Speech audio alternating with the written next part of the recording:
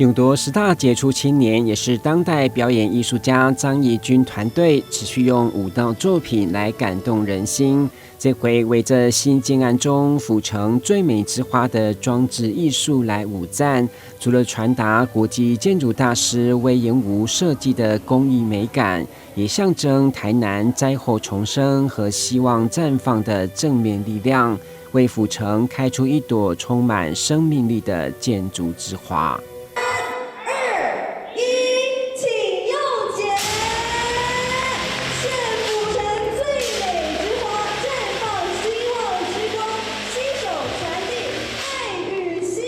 日方一直强调说，希望他们是用这个大理石，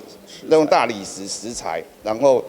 一个把它刻出来，所以这个耗时3年的时间哈，然后整片重组之后，那这个在晚上它发亮的时候会特别漂亮哦，所以我们把这一朵花定为是府城最美之花。市长黄伟哲和立委赖慧媛亲临剪彩，除了为府城最美之花揭幕，用人文艺术来疗愈人心。清景泽集团与白天鹅建设也共同捐赠200万，来展现政府和民间企业齐心赈灾的决心。立委赖慧媛更代表灾民深深献上一鞠躬。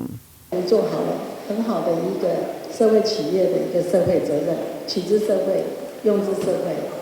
如果我们有更多的这样的一个企业，我想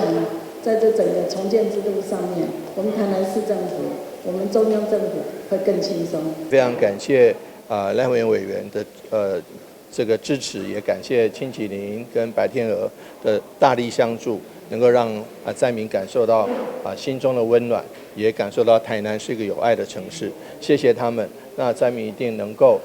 好好的运用这笔款项迅速重建家园。这座超过6米高的装置艺术，除了在大厅永久典藏，也呼应建设集团回馈社会的品牌精神，用建筑守护家户的幸福日常。记者郭恩吉台南报道。